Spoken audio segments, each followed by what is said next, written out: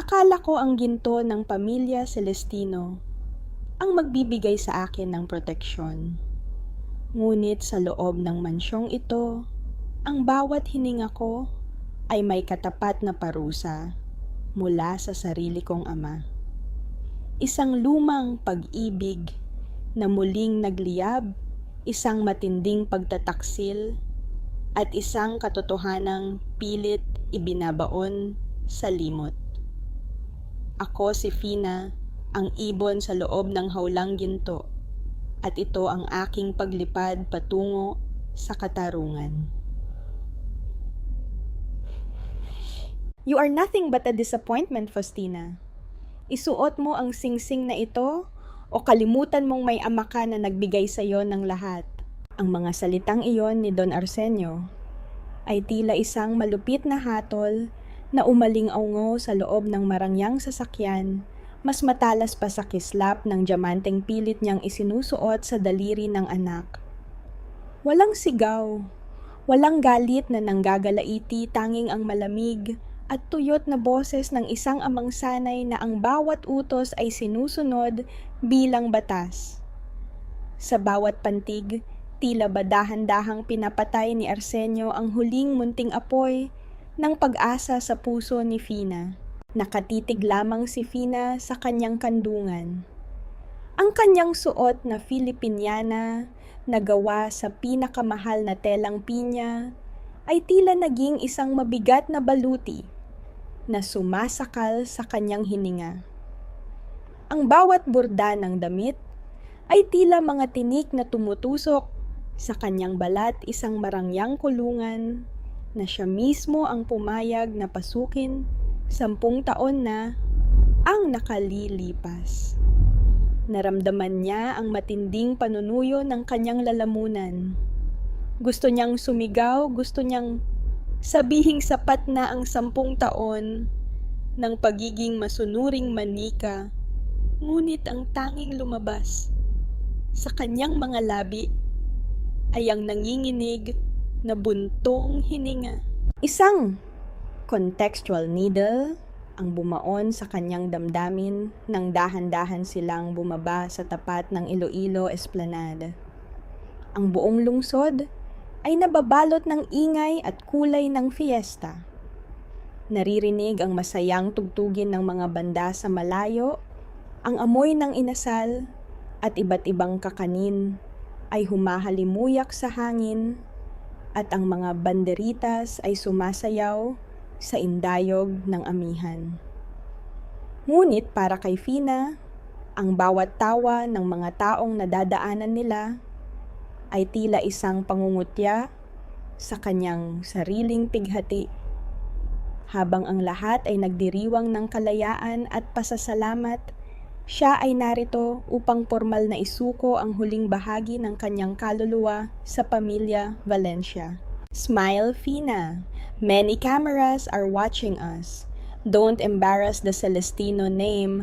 Ang pabulong na paalala ni Arsenio habang mahigpit na hinahawakan ang kanyang siko, pilit siyang iginiya patungo sa entablado ng groundbreaking ceremony. Naramdaman ni Fina ang biglang paghinto ng kanyang mundo nang ianunsyo ng host ang pangalan ng lead engineer ng proyekto. Ang bawat yabag ng sapatos sa kahoy na entablado ay tila ritmo ng isang alaala na pilit niyang ibinaon, ngunit hinding-hindi nakalimutan.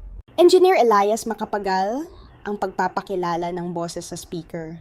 Nanigas ang buong pagkatao ni Fina. Ang bango ng hangin na galing sa Iloilo River ay biglang nahaluan ng amoy ng langis ng makina. At ang pamilyar na bango ng sandalwood ang amoy ni Eli. Nang tumingala siya doon, niya nakita ang lalaking minsang naging mundo niya.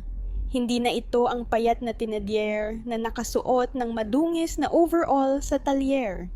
Eli stood tall in his crisp white polo, a hard hat under his arm, and a look of professional coldness that mirrored the river below.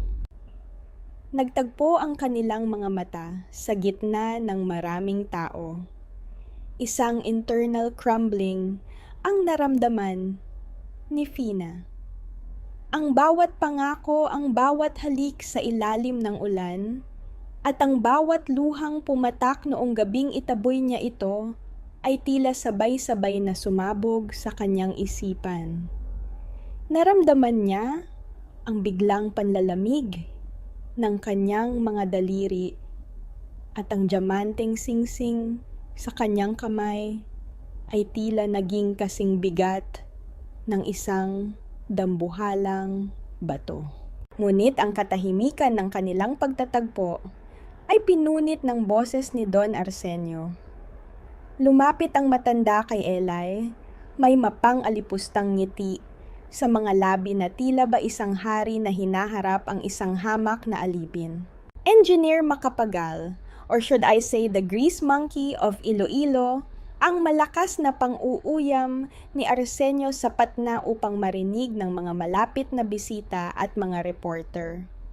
I must admit I'm impressed. From stealing designs and parts in my garage, you've managed to steal a title. But remember, kahit anong ganda ng iyong suot, ang dumi ng iyong pinagmulan, ay hinding-hindi mo mahuhugasan. Isang nakabibinging katahimikan ang bumalot sa paligid. Nakita ni Fina kung paano magigting ang panga ni Eli. Ang mga mata nito, na dati ay puno ng pagsamba para sa kanya ngayon, ay lumingon sa kanya ng may halong pandidiri. At pait, tila ba siya ang mitya ng bawat pang-aalipustang tinatanggap nito ngayon? Arsenio, stop it! Ang pabulong na pagsusumamo ni Fina, ngunit tanging isang matalim na sulyap ang isinagot ng kanyang ama. Everyone, ang pasigaw na tawag ni Arsenio sa mga press. Since we are celebrating a new beginning for Iloilo, I would like to announce another milestone. My daughter Faustina is officially betrothed to Mr. Julian Valencia. The wedding will be the grandest this province has ever seen. Naramdaman ni Fina ang paghinto ng kanyang pagtibok ng puso. Ang Ku Sokep ay tuluyan ng lumumpo sa kanyang kakayahang lumaban. Sa harap ng lalaking tanging minahal niya, ipinangalandakan ng kanyang ama ang kanyang pagbebenta sa ibang pamilya. Ang pighati ay naging isang itim na tinta na dahan-dahang kumakalat sa kanyang paningin. Ganito na lang ba ang halaga ng bawat sakripisyong ginawa ko para sa kaligtasan ni Nanay Inday? Ang ituring na isang palamuti sa entablado ng kasakiman ng aking ama, habang ang taong binuwis ko ang aking kaligayahan ay tinitignan ako bilang isang kaaway. Ang cliffhanger ay dahan-dahang nabubuo sa bawat segundo ng pananahimik ni Eli. Inasahan ni Fina na tatalikod ang lalaki, ngunit sa halip humakbang ito palapit sa kanya. Ang bawat hakbang ni Eli ay tila pagguho ng pader na itinayo ni Fina sa loob ng 10 taon. Huminto si Eli sa harap niya sapat na upang maamoy niya ang tapat na puot at pangungulila sa bawat hininga nito. Congratulations, Faustina! Ang pabulong na sabi ni Eli, ang boses ay puno ng nakapanlulumong lamig. I hope the gold on your finger is worth the honor you threw away 10 years ago. Because this bridge, this project, sisiguraduhin kong ito ang magiging mitya ng pagbagsak ng inyong huwad na kaharian. Tinalikuran sila ni Eli, iniwan si Fina na nakatayo sa gitna ng nagniningning na mga flash ng kamera basag, ang puso, at muling nag-iisa. Ang katarungan ay malayo pa at ang gabi ng fiesta ay ngayon pa lamang tunay na nagdidilim para sa ibon sa loob ng hawlang ginto. Maging pasasalamat ka, Faustina. Iniligtas kita sa isang buhay na punong-puno ng dumi at hirap. Kung hindi dahil sa akin, baka kasalukuyan kang naglalaban ng maruruming damit ng mangingisdang iyon sa ilalim ng tulay. Ang boses ni Don Arsenio ay tila isang malamig na hampas ng hangin sa loob ng kanyang madilim na library, kung saan ang tanging liwanag ay nanggagaling sa nagbabagang dulo ng kanyang mamahaling tabako. Nakaupo si Fina sa isang maliit na silya sa tapat ng kanyang ama. Ang kanyang mga kamay ay abala sa pag-aayos ng mga gamot na kailangang inumin ng matanda bago matulog. Ang bawat boteng inilalapag niya sa lamesa ay may kasamang panalangin na sana ay matapos na ang gabing ito, ngunit ang bawat salita ni Arsenio ay tila mga karayom na lalong nagpapabaon ng lason sa kanyang isipan.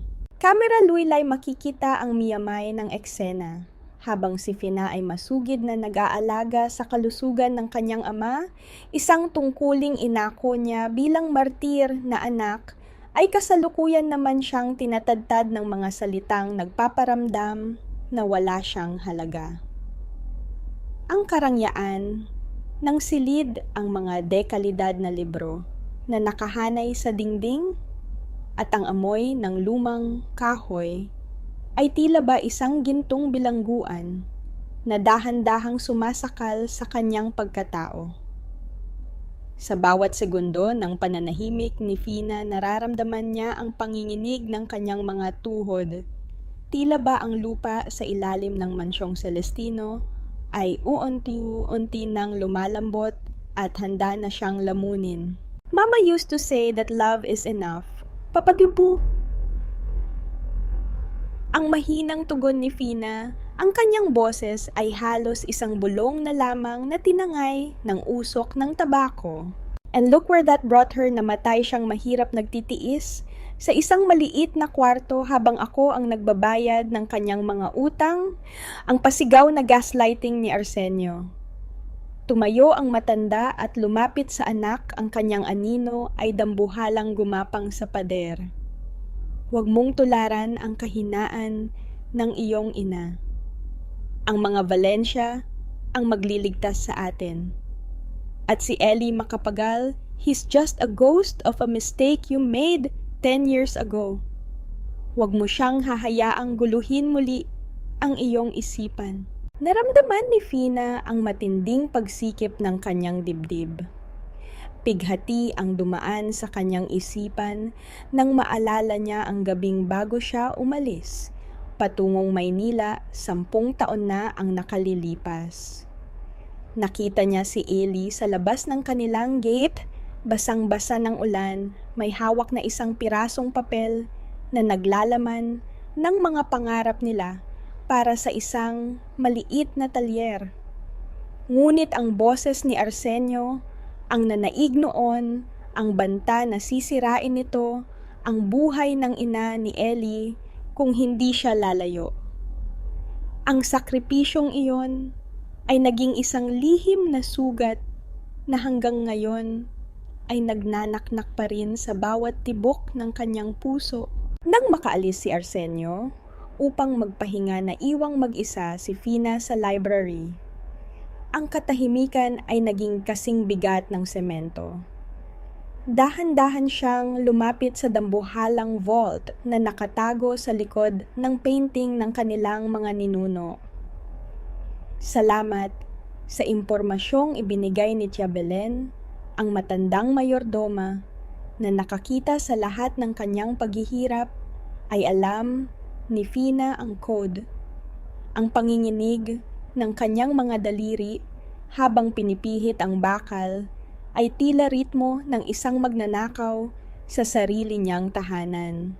Naramdaman ni Fina ang biglang pagluluwag ng hangin nang dahan-dahang bumukas ang mabigat na pinto ng vault.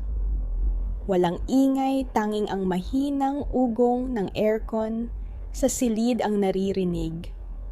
Sa loob, sa ilalim ng mga tumpok ng alahas at titulo, Nakita niya ang isang itim na folder na may tatak na Valencia Celestino Agreement. Nanginginig ang mga kamay ni Fina habang binubuksan ang mga dokumento. Doon niya nakita ang katotohanang mas masakit pa sa anumang sampal. Hindi lamang basta merger ang nagaganap. Ibinebenta ng kanyang ama ang mga lupain ng mga mangingisda sa Iloilo upang gawing resort ng mga Valencia, isang proyektong gagamitin upang labhan ang mga ilegal na pondo ng pamilya ng kanyang fiancé. Ngunit, ang mas nakakapanghina ay ang isang sulat na may pirma ni Arsenio mula sa nakaraan, isang utos upang i-frame si Eli sa kasong pagnanakaw ng blueprint upang tuluyan itong mapatalsik sa universidad noon. Bakit, Papa? Bakit kailangang mawasak ang buhay niya para lang sa iyong kayabangan? Ang pabulong na hiyaw ni Fina sa gitna ng dilim. Ang bawat letra sa papel ay tila mga patak ng dugo ng bawat taong tinapakan ng kanyang ama. Ang cliffhanger ay dahan-dahang nabubuo sa bawat hakbang ni Fina patungo sa bintana ng library. Nakita niya ang isang itim na sasakyang nakaparada.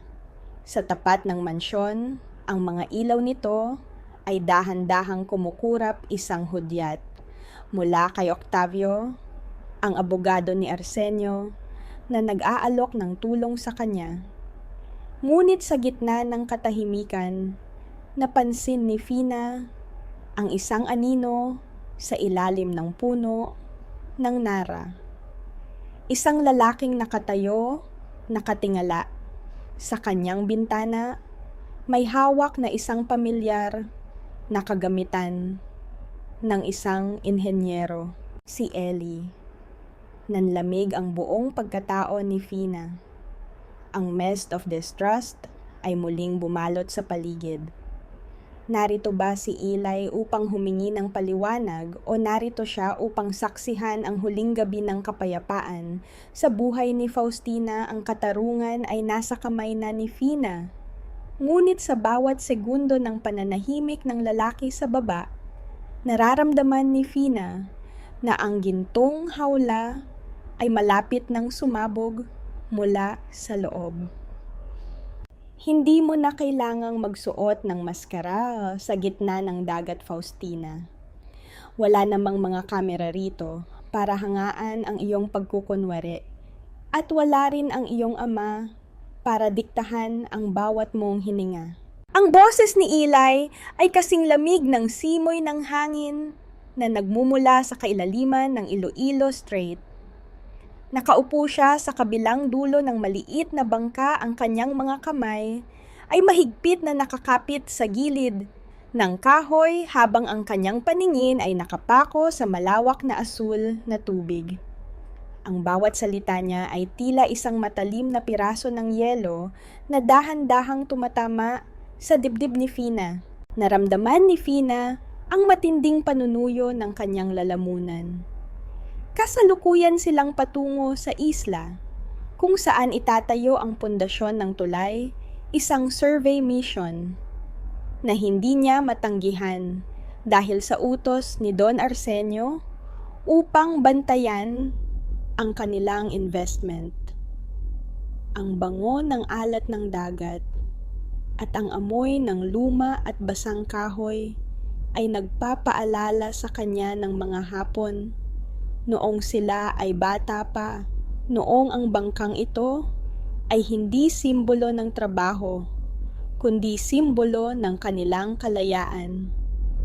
Isang internal crumbling ang dumaan sa kanyang isipan, habang ang mga alon ay dahan-dahang humahampas sa gilid ng bangka. Naramdaman ni Fina na ang bawat hampas ay tila pag-alog sa kanyang sariling pundasyon. I'm not pretending, Eli. I'm just doing my job. Ang mahinang tugon ni Fina, ang kanyang boses ay tila isang munting hininga na mabilis na nilalamon ng ugong ng makina ng bangka. Your job? Ang mapait na tatwa ni Eli, ang kanyang mga mata, ay nagniningning sa galit nang lumingon siya sa dalaga. Ang trabaho mo ba ay saksihan kung paano wasakin ng pamilya niyo ang kabuhayan ng mga mangingisdang ito? O ang trabaho mo ay siguraduhin na ang bawat sentimong kikitain nyo ay sapat na pambili ng isa pang marangyang tabil para sa iyong mukha? Hindi nakapagsalita si Fina. Ang folder na hawak niya, ang folder na naglalaman ng katotohanan tungkol sa mga Valencia, ay tila nagbabaga sa kanyang kandungan. Gusto niyang sabihing, Eli, ginagawa ko ito para iligtas ka. Eli, ang tatay ko, ang sumira sa pangarap mo. Ngunit ang mga salitang iyon ay nananatiling nakabilanggo sa kanyang lalamunan dahil sa banta sa buhay ng kanyang mga mahal sa buhay. Nang marating nila ang mababaw na bahagi ng dalampasigan ang bangka, ay dahan-dahang huminto sa ibabaw ng malalambot na buhangin. Marupok na ugnayan ang nangyari ng tangkaing bumaba ni Fina. Dahil sa dulas ng lumot sa mga bato, biglang nawala ng balanse ang dalaga. Akma na siyang mahuhulog sa tubig ng isang matitigas at mainit na mga kamay ang sumalo sa kanyang baywang, si Eli. Ang bango ng sandalwood at ang init ng kanyang katawan ay tila isang kuryenteng gumuhit sa buong pagkatao ni Fina. Sa loob ng ilang segundo, ang mundo ay tumigil sa pag-ikot. Nagtagpo ang kanilang mga mata isang sulyap na puno ng tapat na pangungulila, sakit, at isang pag-ibig na kahit gaano pilit na ibaon, ay palaging lumulutang sa bawat pagkakataon. Naramdaman ni Fina ang mabilis na tibok ng puso ni Eli, isang ritmo na kasing bilis ng sa kanya. Ngunit ang sandaling iyon ay mabilis na nilamon ng pait. Marahas na binitiwan ni Eli ang kanyang pagkakahawak kay Fina nang makatapak na ito sa tuyong buhangin. Ang lamig ay muling bumalik mas matindi pa kaysa sa ulan kanina. Engineer, the equipment is ready! Ang tawag ng isa sa mga tauhan ni Eli mula sa malayo. Tumingin si Eli kay Fina, ang kanyang mukha ay tila naging isang estatwa ng bato. Inayos niya ang kanyang hard hat at dahan-dahang kinuha ang kanyang mga gamit.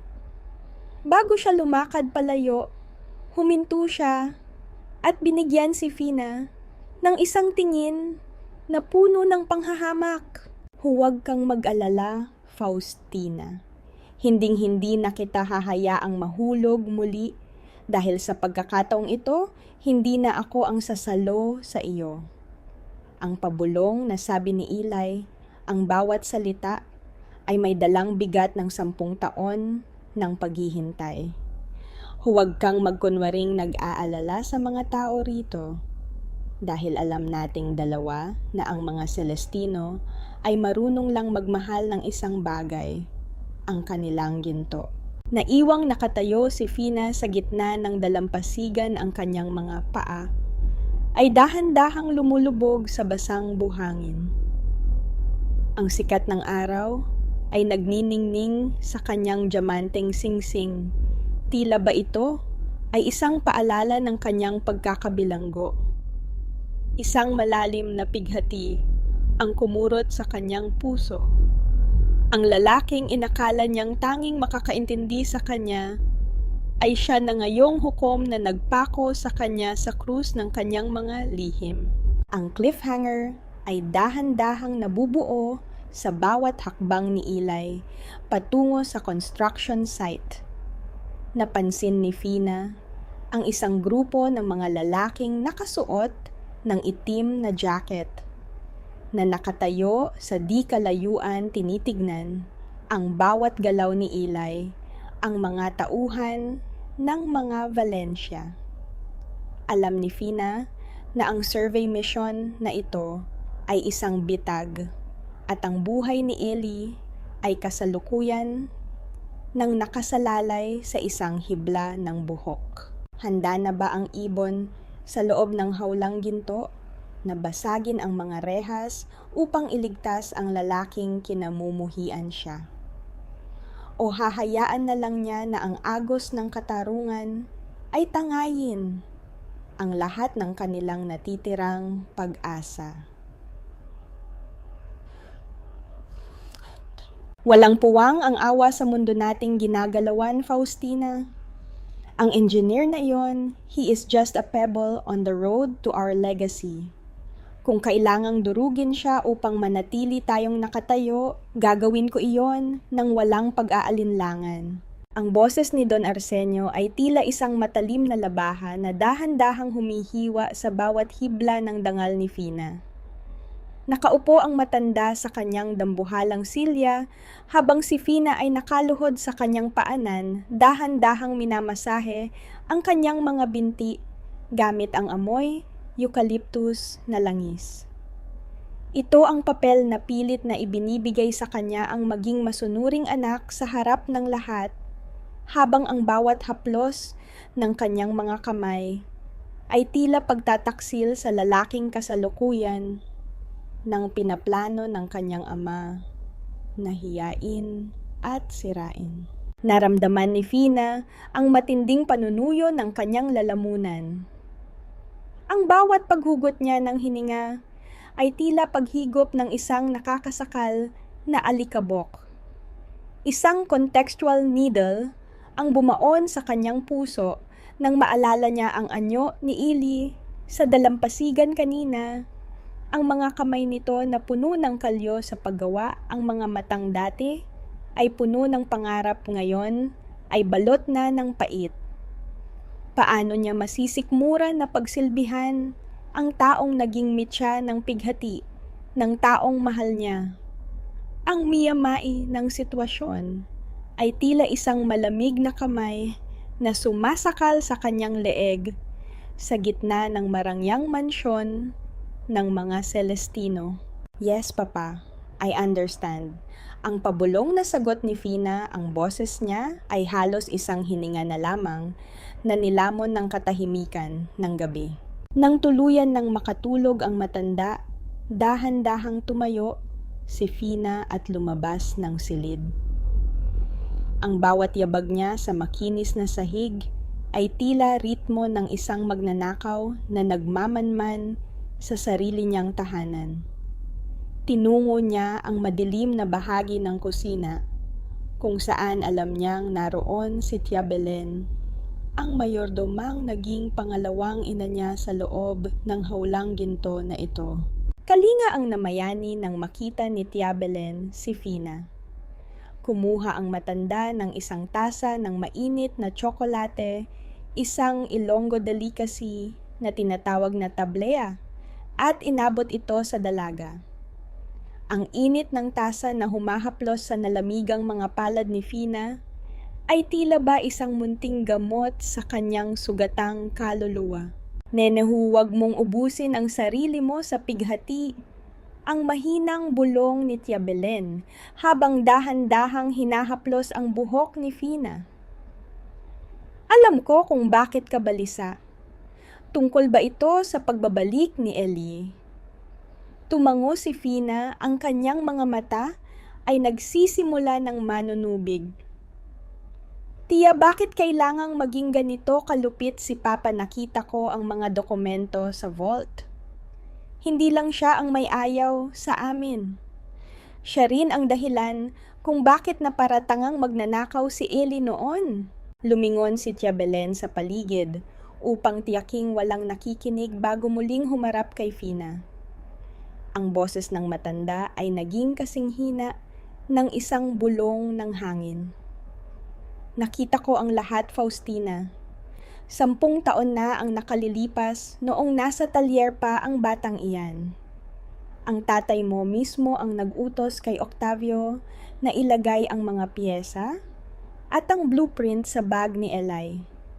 Binayaran nila ang mga gwardiya upang maging saksi sa kasalanang kailanman ay hindi naman ginawa ng bata. Naramdaman ni Fina ang biglang pag-ikot ng paligid. Ang injustice ay tila isang dambuhalang alon na lumunod sa kanya sa gitna ng tuyong lupa. Si Octavio po ang abogado ni Papa. Huwag kang magtitiwala sa lason na ibinibenta niya, nene. Ang babala ni Chabelen, ang kanyang mga mata, ay punong-puno ng takot. May mas malalim pang dahilan si Octavio kung bakit niya ginagawa ito. Hindi lamang siya isang tauhan, siya ay may lihim na ugnayan sa iyong ama na maaring maging mitya ng iyong tuluyang pagkakaalis sa pamilyang ito. Bago pa man makapagtanong si Fina, narinig nila ang tunog ng dahan-dahang pagpihit ng bakal na gate sa labas. Isang itim na sasakyan ang dahan-dahang pumasok sa driveway. Ang tunog ng makina nito ay tila isang babala. Lumabas mula sa sasakyan si Octavio, maayos ang suot, ngunit ang kanyang ngiti ay tila isang malamig na balat ng ahas sa ilalim ng liwanag ng buwan. Naramdaman ni Fina ang panginginig ng kanyang mga kamay. Ang mist of distrust ay tuluyan ng lumapot. Sino na nga ba talaga ang kakampi niya? Ang bawat tao sa mansyong ito ay tila may hawak na kutsilyo sa likod ng kanilang mga ngiti. Ang cliffhanger ay dahan-dahang nabubuo sa bawat hakbang ni Octavio patungo sa pintuan ng kusina. Nakita ni Fina na may hawak ang abogado na isang pamilyar na itim na portfolio, ang portfolio na naglalaman ng mga ebidensyang kinuha ni Fina mula sa vault kagabi. Nawawala ang iyong hinahanap, Faustina. Ang malamig na boses ni Octavio mula sa bukana ng pinto. Nanigas si Fina sa kanyang kinatatayuan. Ang lahat ng kanyang plano, ang bawat sakripisyong ginawa niya upang protektahan si Eli ay tila nakasalalay na. Ngayon sa kamay ng lalaking sumira sa kanilang buhay, 10 taon na ang nakalilipas. Ang laban ay hindi pa nagsisimula, ngunit tila ang ibon sa loob ng hawlang ginto ay nakasabit na sa bingit ng isang malalim na bangin. Huwag mong paggurin ang iyong isipan sa mga bagay na hindi mo naman kayang kontrolin, Faustina. Ang bawat papel na hawak mo ay tila isang mitya na handang sumabog sa sandaling hindi mo ito bitawan. Ang boses ni Octavio ay kasing kinis ng telang sutla, ngunit kasing panganib ng isang patalim na nakatago sa dilim. Nakatayo ang abogado sa gitna ng kusina. Ang nagniningning na mga sapatos nito ay tila nangungutya sa payak na sahig na kinalalagyan ni Fina. Hawak niya ang itim na portfolyo nang may kasalanan. Tila ba ang bawat dokumento sa loob niyon ay mga piraso ng isang buhay na maaari niyang durugin sa isang pitik lamang ng kanyang mga daliri. Kamera luylay makikita ang matinding kaibahan ng sandaling iyon. Sa isang tabi naroon ang mainit na tasa ng tableya na inihanda ni Chabelen, isang simbolo ng tapat na kalinga at pagmamahal. Ngunit sa harap ni Fina, naroon ang malamig na presensya ni Octavio, ang lalaking ang bawat ngiti ay tila isang lason na dahan-dahang sumasakal sa kanyang huling pag-asa. Ang bango ng tsokolate ay uwent-unting nilalamon ng matapang at nakakahilong amoy ng mamahaling pabango ng abogado, isang amoy na nagpapaalala kay Fina na siya ay napapaligiran ng mga taong ang katapatan ay may katapat na halaga. Naramdaman ni Fina ang biglang panginginig ng kanyang mga kamay, dahilan upang bahagyang tumalsik ang mainit na likido mula sa kanyang tasa. Ang bawat patak na dumapo sa kanyang balat ay nagdulot ng hapdi, ngunit mas matindi ang hapdi ng pagkakaalam na ang kanyang mga sikreto ay wala na sa kanyang kontrol. Isang internal crumbling ang dumaan sa kanyang isipan. Sa bawat segundo ng pananahimik ni Octavio, naramdaman ni Fina na ang bawat pader na itinayo niya upang protektahan si Ellie ay tila bagawa lamang sa buhangin na kasalukuyan ng tinatangay ng agos. Attorney, I was just looking for some legal advice. Ang pilit na pagsabay ni Fina ang kanyang boses ay nanginginig sa pagitan ng takot at pagpipigil. I didn't mean to overstep. Isang mahinang tawa ang kumawala sa mga labi ni Octavio, isang tunog na walang kahit anong katuwaan. Lumapit siya kay Fina sapat na upang maramdaman ng dalaga ang lamig ng kanyang aura. Legal advice, o baka naman naghahanap ka ng ebidensya upang hiyain ang iyong sariling ama, Faustina? Be careful. Sa mundong ito, ang mga ibon na sinusubukang lumipad palabas ng kanilang hawla ay madalas na siyang unang tinatamaan ng bala. Dahan-dahang inilapag ni Octavio ang portfolyo sa lamesa at binuksan ito. Sa halip na ipakita ang mga dokumento, inilabas niya ang kanyang cellphone at may pinindot na button. Ang boses ni Fina kanina, ang kanyang pag-uusap kay Tia Belen tungkol sa kasalanan ni Don Arsenio ay umalingaw-ngaw sa buong kusina. Ang bawat salitang binitawan ni Fina ay tila mga latigo na muling humahagupit sa kanyang sariling katawan. "You're recording me?" ang nanginginig na tanong ni Fina. "I'm protecting our interests, Faustina," ang gaslighting na tugon ni Octavio habang muling isinasara ang cellphone. "You see, Don Arsenio depends on me, and I depend on the stability of this family. If Ellie Macapagal becomes a threat, I will do what is necessary to eliminate that threat, just like what we did 10 years ago." Naramdaman ni Fina ang matinding panunuyo ng kanyang lalamunan. Ang mist of distrust ay naging isang makapal na usok na sumasakal sa kanyang pagkatao. Sino nga ba talaga si Octavio? Bakit tila mas matindi pa ang kanyang malasakit sa yaman ng mga Celestino kaysa sa kaisa-isang tagapagmana nito? Isang sacrifice dilemma ang kasalukuyang bumubuo sa kanyang isipan. Susunod ba siya sa lason ng abogado upang manatiling ligtas, o itataya niya ang lahat kahit alam niyang ang kaisa-isang kakampi niya ay kasalukuyan ng itinatala ang bawat niyang pagkakamali, kabaang namayani nang marinig nila ang mahinang ubo mula sa itaas ng hagdanan. Si Don Arsenio. Ang tunog ng kanyang tungkod sa sahig ay tila ritmo ng isang hatol na papalapit. Mabilis na itinago ni Octavio ang portfolyo at binalik ang kanyang maamong maskara. "I will keep this recording for now, Faustina," ang pabulong na huling sabi ni Octavio bago lumayo. "Pero tandaan mo, may isang lihim pa akong itinatago na mas masakit pa sa pagkaka-frame kay Eli. Isang lihim na kapag nalaman mo, mamaya baka ikaw na mismo ang humiling na sana ay hindi ka na lang naging isang Celestino."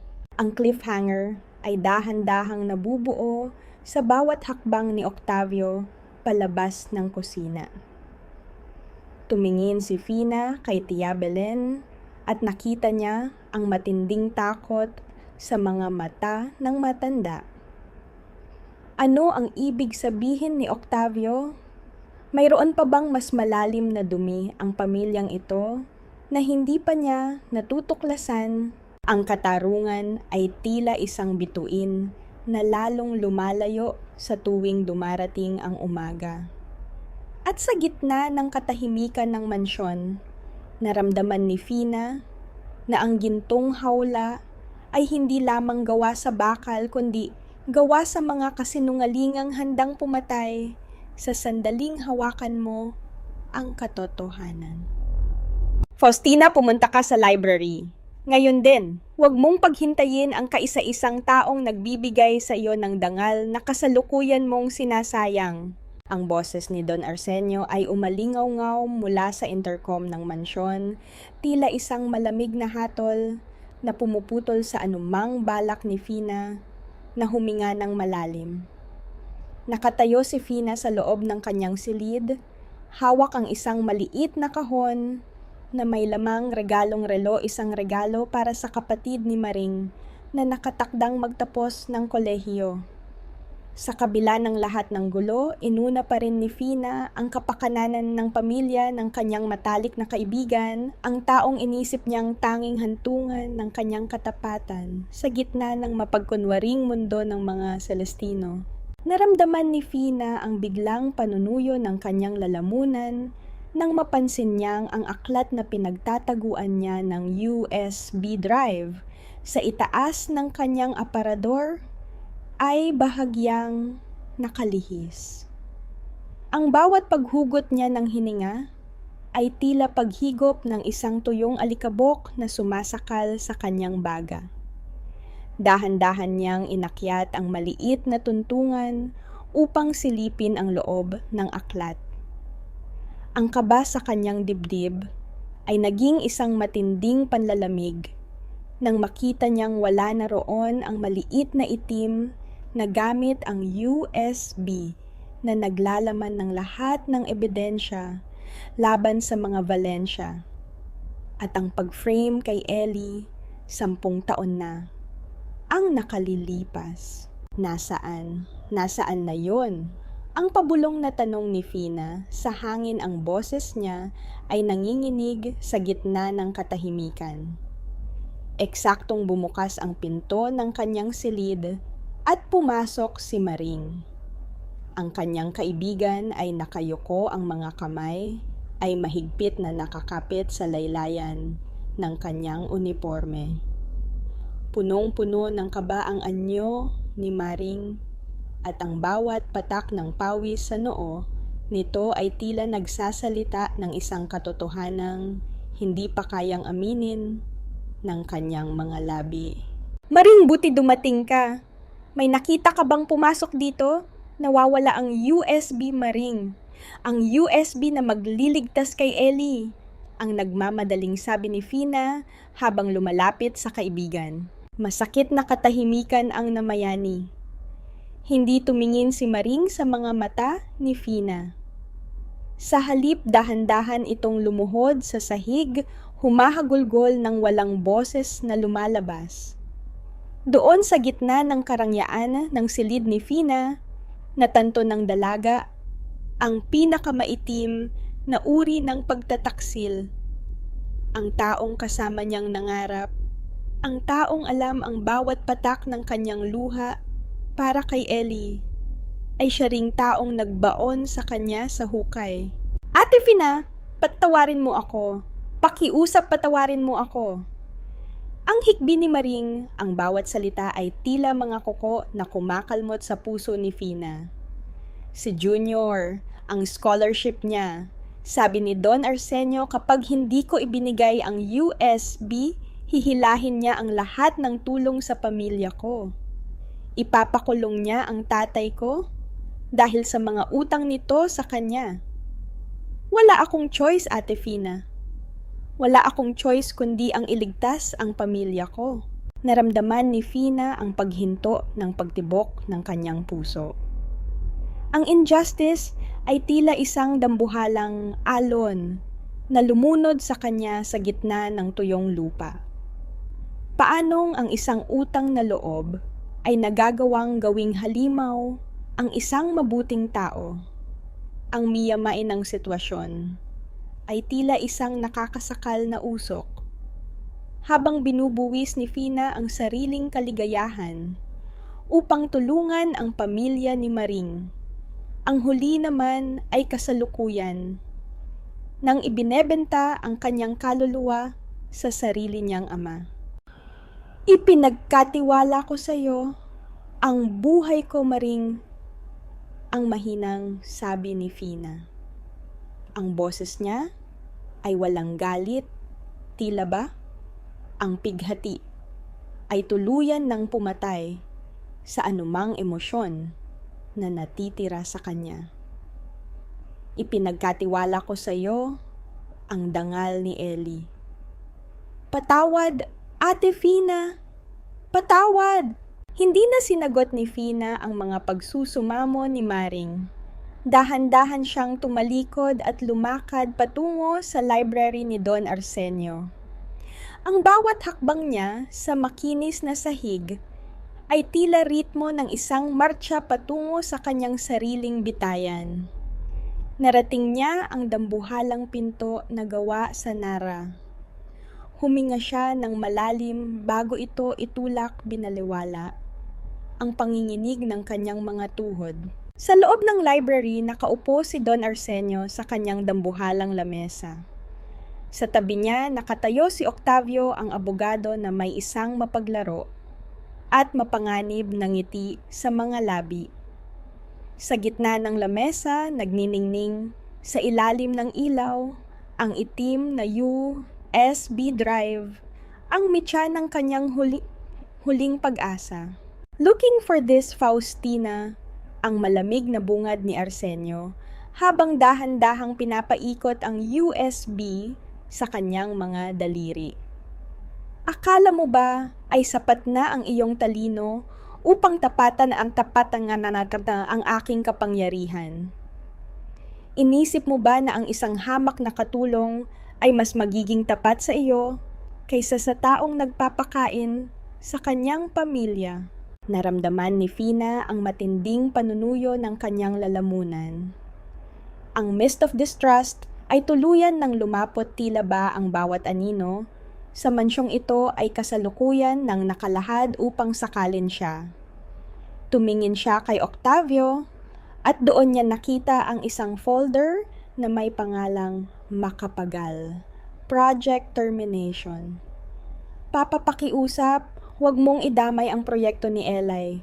Wala siyang kinalaman dito. Ang nanginginig na pagsusumamo ni Fina. Isang malakas na tawa ang kumawala sa mga labi ni Arsenio. Huli na ang lahat, Faustina. Inutusan ko na si Octavio na isampa ang mga dokumentong ito sa munisipyo. Bukas, si Ellie Makapagal ay hihinto na sa pagiging inhenyero.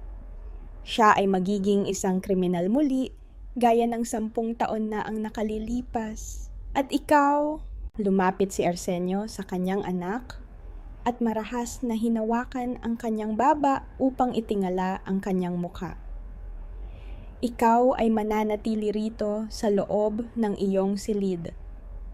Magpapakasal ka kay Julian Valencia sa susunod na linggo o sisiguraduhin kong ang bawat taong minahal mo ay hinding-hindi na makakakita ng sikat ng araw. Naramdaman ni Fina ang biglang pag-ikot ng paligid. Ang sacrifice dilemma ay tuluyan ng lumunod sa kanyang katuwiran. Sa isang iglap kinuha ni Arsenio ang USB at marahas itong ibinagsak sa sahig bago ito tapakan ng kanyang mabigat na sapatos. Ang tunog ng pagkadurog ng plastik ay tila ba tunog ng pagkadurog ng puso ni Fina. Ang cliffhanger ay dahan-dahang nabubuo sa bawat segundo ng pananahimik ni Fina. Tumingin siya sa bintana ng library. Nagsisimula ng bumuhos ang malakas na ulan sa Iloilo, tila ba nakikiramay sa kanyang nararamdamang pagkawasak. Ngunit sa dulo ng kalsada, nakita niya ang isang pamilyar na anino. Isang lalaking nakatayo Sa gitna ng unos, basang-basas, at nakatingala sa mansyon, si Ellie. Alam ba ni Ellie ang nangyayari sa loob? At sapat ba ang tatag ng ibon sa loob ng hawlang ginto upang basagin ang mga rehas kung ang mismong mga taong inasahan niyang magbubukas ng pinto ang siyang nag-lock nito mula sa labas? Ang gabi ay ngayon mo ng ngayon pa lamang tunay na nagdidilim at ang katarungan ay tila isang pangarap na unti-unti nang tinatangay ng agos ng baha. Mamatay ka na lang sana sa loob ng kwartong iyan kaysa ang ipahiya ang apelyidong Celestino.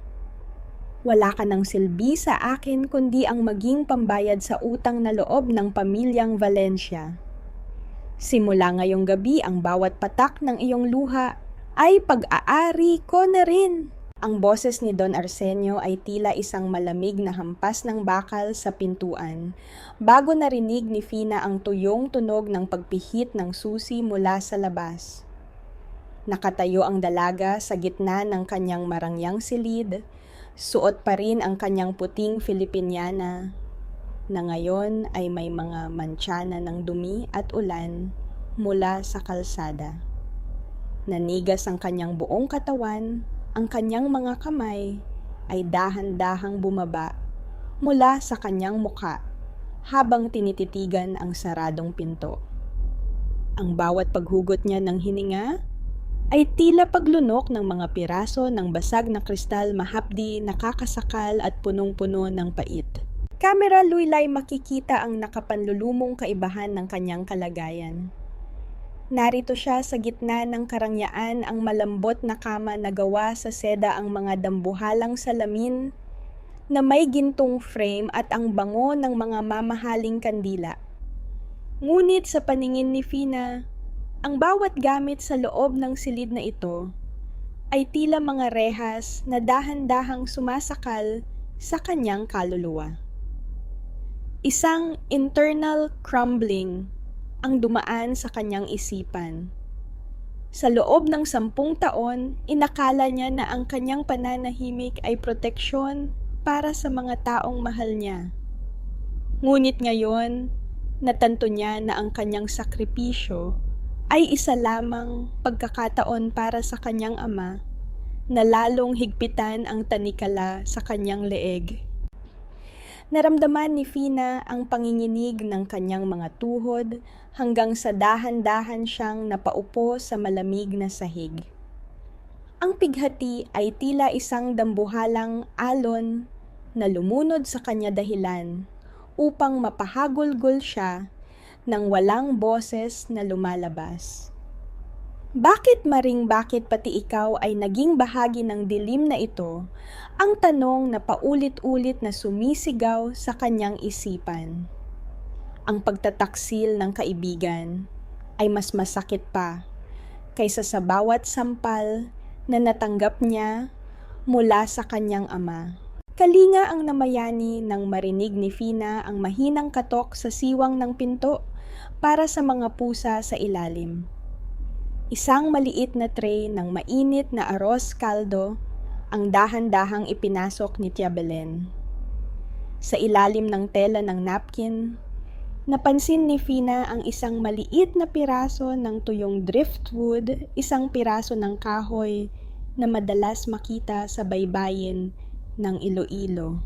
Nanginginig ang mga daliri ni Fina habang kinukuha ang kahoy. Nang baliktarin niya ito, nakita niya ang isang pamilyar na ukit, isang munting angkor na may inisyal na E. Ito ang tatak ni Eli noong nagsisimula pa lamang itong matuto sa pag-ukit ng mga disenyo sa talyer. Isang patak ng luha ang dumaan sa kanyang pisngi at pumatak sa kahoy, tila ba nagbibigay ng buhay sa huling ugnayan nila sa isa't isa.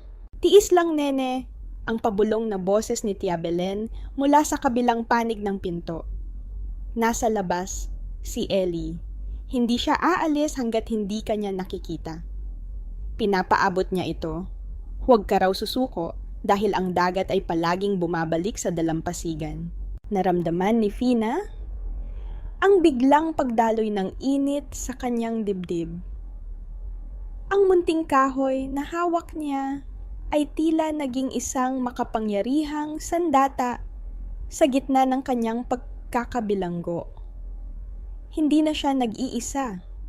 Sa gitna ng unos, may isang pusong handang sumagupa sa alon para lamang sa kanya. Ngunit ang munting pag-asang iyon ay mabilis na nabalot ng kaba nang marinig ni Fina ang mahinang yabag ng sapatos sa pasilyo. Hindi ito ang mabigat na hakbang ni Arsenio. Ito ay ang banayad at mapanganib na hakbang ni Octavio. Narinig ni Fina ang pabulong na pag-uusap sa labas ng kanyang pinto. Don Arsenio, handa na ang lahat para sa galabukas ng gabi. Ang sabi ni Octavio, ang boses niya ay punong-puno ng kaplastikan. The media is already briefed. We will present Faustina as the face of the new development. And once the contracts are signed, the offshore accounts of the Valencias will be fully integrated into the Celestino Group. Siguraduhin mo lang na hindi makakawala ang ibon na yan, Octavio, ang sagot ni Arsenio. Kapag natapos na ang pirmahan, maaari mo na siyang dalhin sa Manila. Doon mo na ituloy ang plano mo sa kanya. Isang mist of distrust ang tuluyan ng lumapot sa isipan ni Fina. Manila. Anong balak ni Octavio sa kanya pagkatapos ng kasalang Valencia? Isang malaking puzzle ang dahan-dahang nabubuo sa kanyang isipan. Si Octavio ay hindi lamang abogado. Siya ay isang predator na naghihintay na makuha ang lahat sa oras na mawala si Arsenio sa eksena. Naramdaman ni Fina ang selyo ng takot sa kanyang puso. Ang katarungan ay tila isang bituin na lalong lumalayo sa tuwing dumarating ang bukang liwayway. Tumingin siya sa bintanang may mga bakal na rehas kung saan ang anino ni Eli ay maaring kasalukuyang nakatago sa dilim. Ang cliffhanger ay dahan-dahang nabubuo sa bawat segundo ng pananahimik ni Fina. Inilapit niya ang driftwood sa kanyang dibdib at ipinikit ang kanyang mga mata. Sa loob ng 48 oras magaganap ang gabi ng parangal. Doon magtatapos ang lahat ang kanyang kalayaan o ang kanyang tuluyang pagkabaon. Hindi niyo ako mapapatay sa loob ng hawlang ito, Papa. Ang pabulong na panata ni Fina sa dilim ang kanyang boses ay nagkaroon ng kakaibang tatag dahil ang ibong pilit niyong ikinukulong ay natutunan nang lumipad sa gitna ng bagyo. Ngunit habang binubuo ni Fina ang kanyang plano, hindi niya namamalayan na si Octavio ay kasalukuyang nakasilip sa butas ng susi, may hawak na syringe at isang nakakatakot na ngiti. May huling laso ng abogado para sa paboritong anak ng kanyang ama at ang gabi ay ngayon pa lamang tunay na nagdidilim. Huwag kang titingin sa akin ng ganyan, Don Arsenio. Ang bawat linyang nakaukit sa aking mukha ay bunga ng iyong sariling kataksilan. Ako ang iyong lihim na dumi ang aninong pilit mong ibinabaon sa limot, habang ang paborito mong anak ay pilit mong ikinukulong sa ginto. Ang boses ni Octavio ay hindi na ang malambing at propesyonal na tinig ng isang abogado. Ito ay boses ng isang sugatang leon na sa wakas ay nakahanap ng pagkakataong sakalin ang kanyang mga ngaso. Sa loob ng library, narinig ni Fina ang bawat salitang ito mula sa butas ng bentilasyon sa kanyang silid. Nanigas siya sa kanyang kinatatayuan. Ang driftwood ni Eli ay mahigpit na nakayakap sa kanyang dibdib. Ang bawat hininga niya ay tila paghigop ng nagbabagang uling. Ang katarungang inakala niyang mailap ay kasalukuyan nang naghuhubad ng maskara sa kabilang panig ng pader. Kamera ay umatras, makikita ang matinding tensyon sa library. Nakatayo si Octavio sa tapat ni Don Arsenio, ang kanyang mga mata ay nagniningning sa galit at pait. Inihagis niya ang isang lumang litrato sa lamesa. Isang larawan ni Arsenio noong kabataan nito. Kasama pa ang isang babaeng may simpleng suot, ang babaeng itinapon ni Arsenio sa malayo upang pakasalan ang ina ni Fina. Anong kalapastanganan ito, Octavio? Ang nanginginig na tanong ni Arsenio. Ang matanda ay napahawak sa kanyang dibdib, ang kanyang muka ay nawalan ng kulay, tila ba nakakita siya ng isang multong nagbalik upang maningil. Binigyan kita ng lahat. Pinag-aral kita. Ginawa kita ang kanang kamay ko. Binigyan mo ako ng lahat. Ang mapait na tawa ni Octavio na umalingaw-ngaw sa buong silid dahilan upang manginig ang mga kristal na baso sa estante. Binigyan mo ako ng pangalan ng ibang tao. I grew up as a son of a nobody while I watched you parade, Faustina. As your princess, ginawa mo akong tauhan mo upang bantayan ang sarili kong kapatid. Ang utang na loob na palagi mong isinusumbat sa akin ay isang lason na dahan-dahang pumatay sa nanay ko. Sa sama ng loob, naramdaman ni Fina ang biglang pag-ikot ng paligid. Ang injustice ay tila isang dambuhalang alon na lumunod sa kanya sa gitna ng kanyang silid. Si Octavio, ang kanyang kapatid sa labas, ang lalaking inakala niyang nagpoprotekta sa kanila, ay siya palang mitya ng lahat ng pighati ni Ellie 10 taon na ang nakalilipas. Ang lahat ng bitag, ang bawat paninira ay bahagi ng isang madugong plano ni Octavio upang ubusin ang pamilya Celestino mula sa loob. You framed Ilay Macapagal, ang pabulong na sabi ni Fina.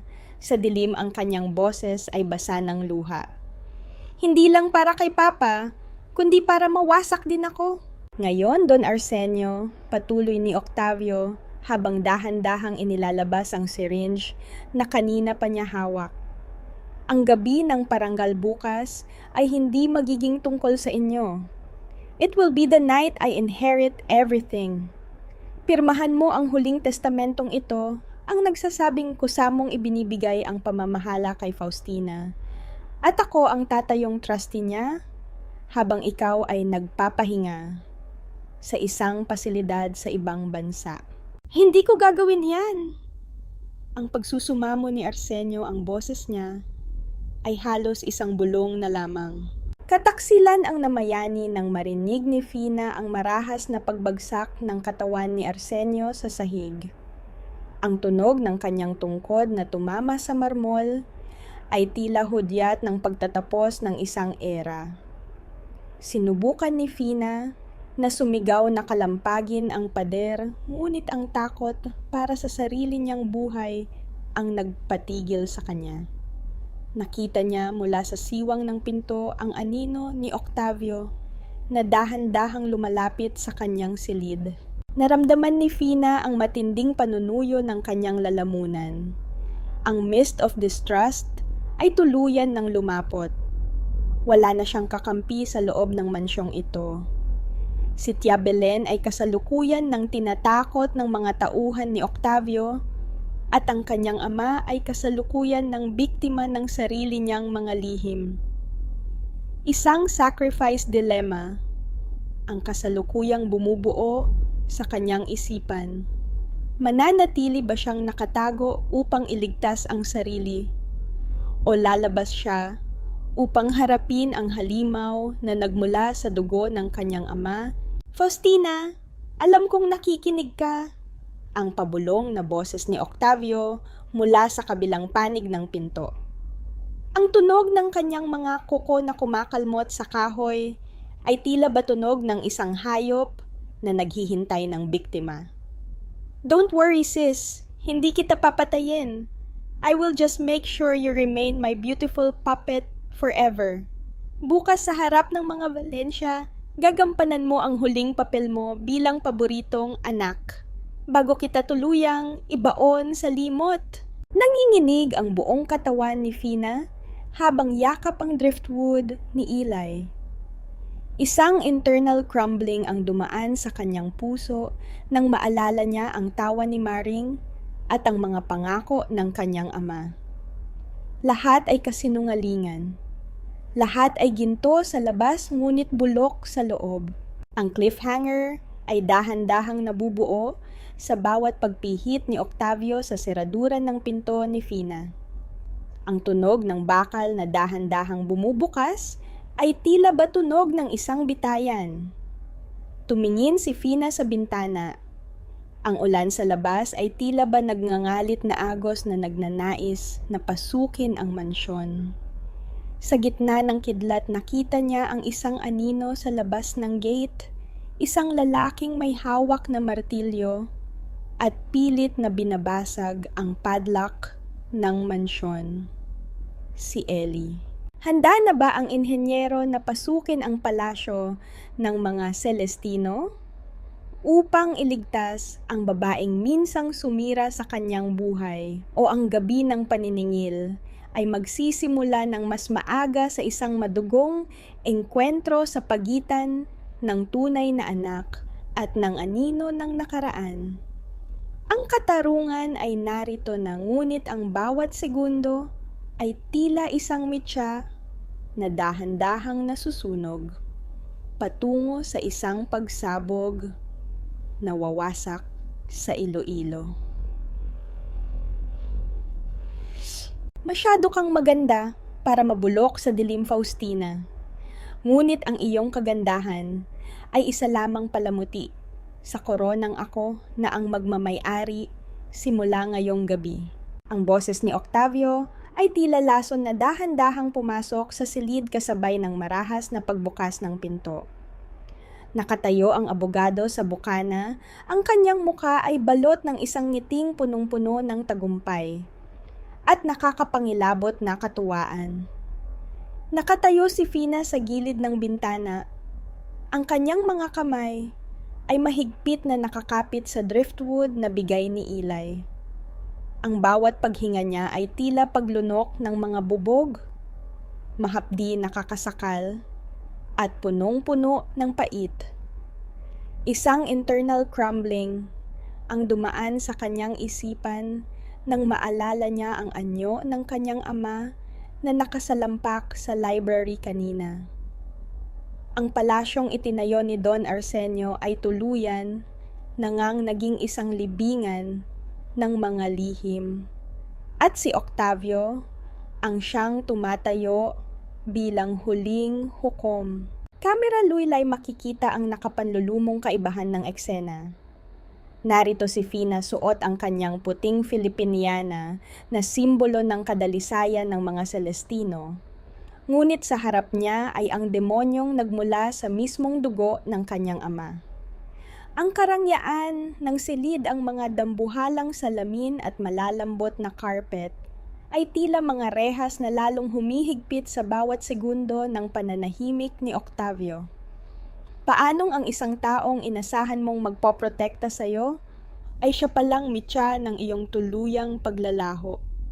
Bakit ang katarungan ay laging nakatago sa likod ng mga gintong tabil na handang sumakal sa'yo sa sandaling humiling ka ng kalayaan? Hindi mo ako makukulong dito, Octavio. Ang mariing sabi ni Fina, ang kanyang boses ay nagkaroon ng kakaibang tatag na tila babakal na dumaan sa apoy.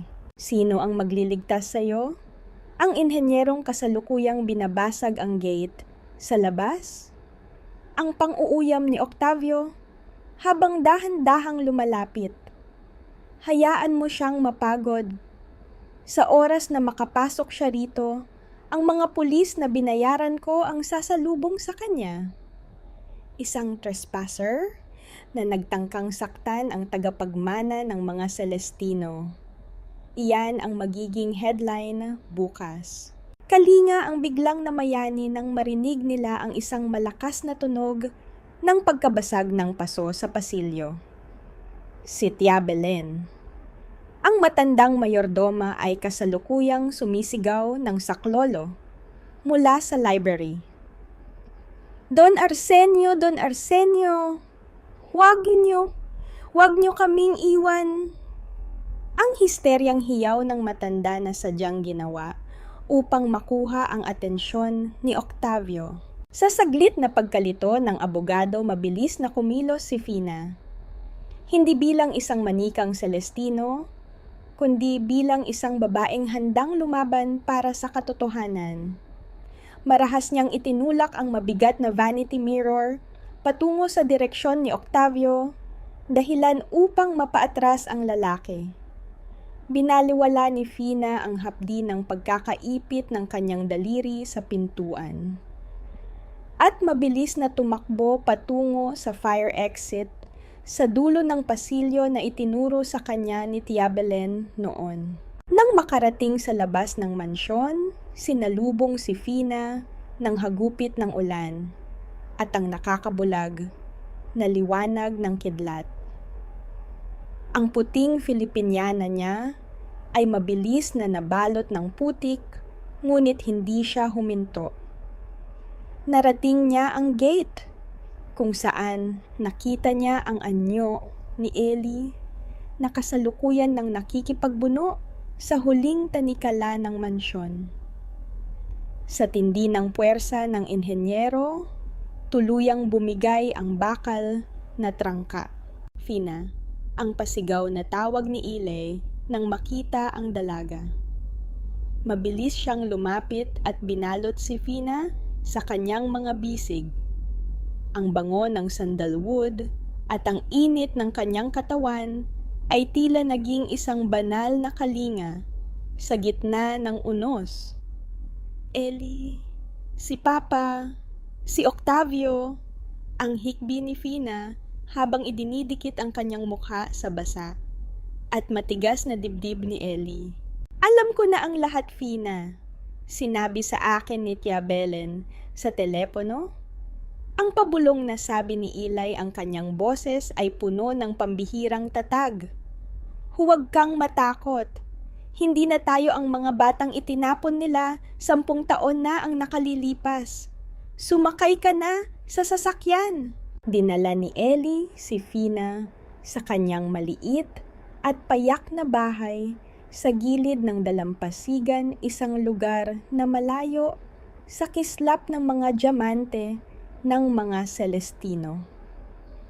Doon sa gitna ng amoy ng langis ng makina at alat ng dagat, naramdaman ni Fina ang tunay na kahulugan ng tahanan. Ganap na pagpapakita ng tunay na sarili ang namayani nang maupo sila sa tapat ng isang maliit na gasera. Nanginginig ang mga kamay ni Fina habang hinahawakan ang mainit na kape na inihanda ni Ilay. Tinitigan niya ang lalaki. At sa unang pagkakataon, sa loob ng 1 dekada, ang lahat ng pader sa pagitan nila ay tuluyang gumuho. Ellie, hindi ako lumayo noon dahil sa pera. Binuwis ni Papa ang scholarship mo at ang buhay ni Nanay Inday. Sinabi niya sa akin na kung hindi ako sasama sa Manila, mawawalan ka ng bukas. Pinrotektahan lang kita, Ellie.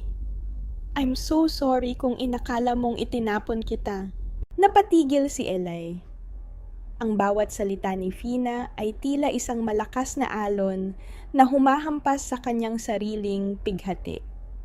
Isang internal crumbling ang naramdaman ng lalaki nang mapagtanto niyang ang babaeng kinamuhian niya ay siya palang nagligtas sa kanya mula sa dilim.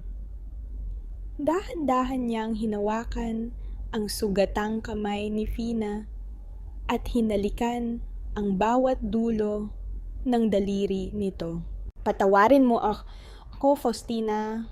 Ang pabulong na pagsusumamo ni Eli ang kanyang mga mata ay nanunubig sa pagsisisi. Naging bulag ako sa sarili kong galit.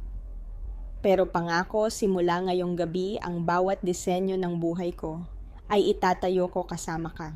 Ngunit sa gitna ng kanilang muling pagkakabuklod, inilabas ni Eli ang kanyang laptop. Ang screen ay nagniningning nagpapakita ng isang bagong blueprint, ang disenyo ng tulay na hindi lamang magdudugtong ng mga isla, kundi magpoprotekta sa bawat bahay ng mga mangingisda. Hindi sapat ang pagtakas, Fina. Bukas ang gabi ng parangal. Doon natin sila haharapin.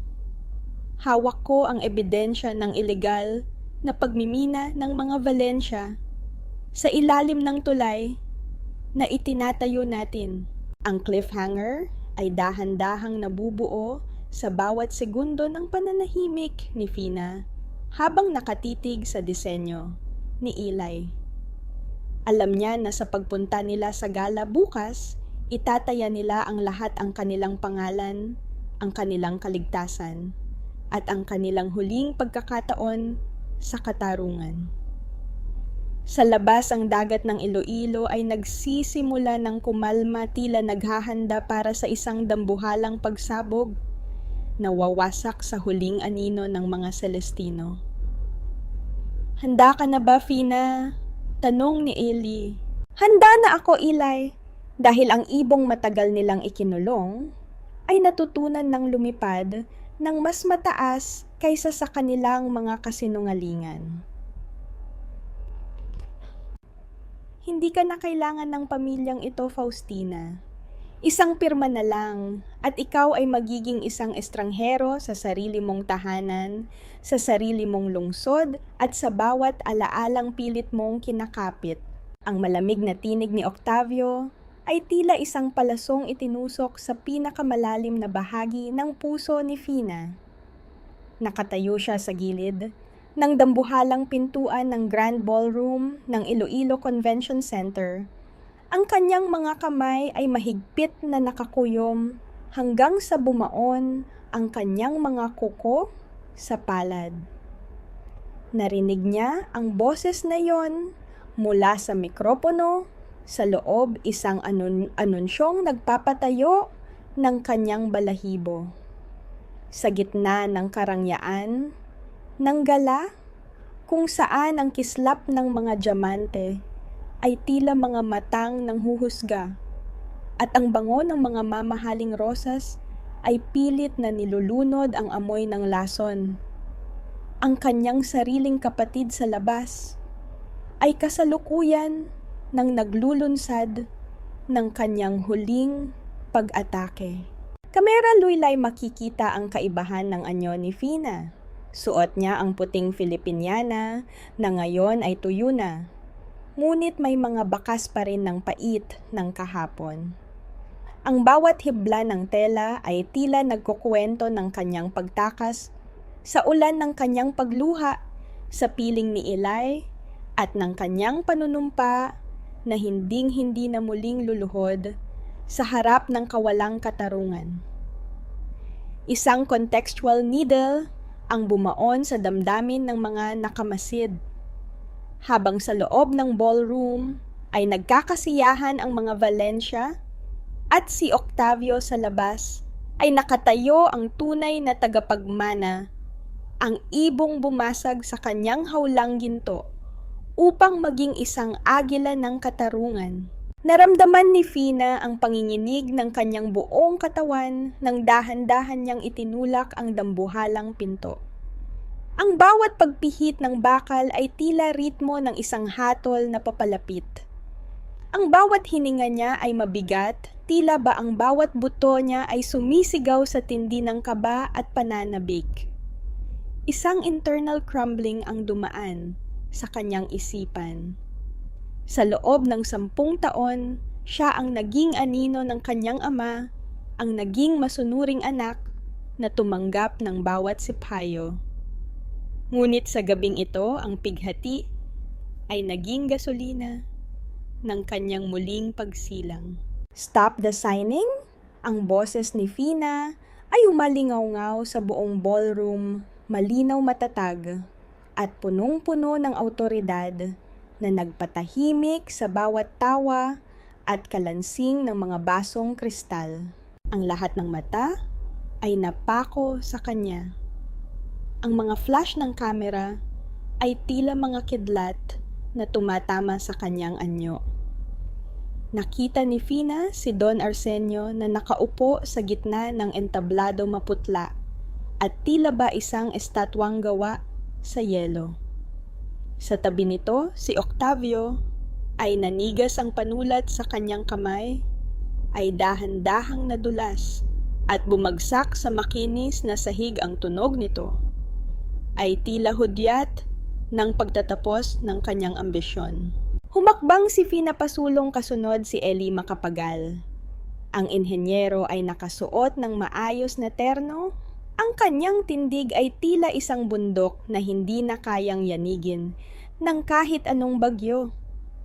Hawak ni Ellie ang isang itim na portfolio, ang naglalaman ng mga orihinal na blueprint at ang ebidensya ng korupsyon ng mga Valencia. Faustina, anong kalapastanganan ito? Ang nanginginig na hiyaw ni Don Arsenio, pilit na ibinabangon ang kanyang sarili mula sa pagkakaupo. Hindi ito kalapastanganan, Papa. Ito ay katarungan, ang mariing sagot ni Fina habang umaakyat sa entablado.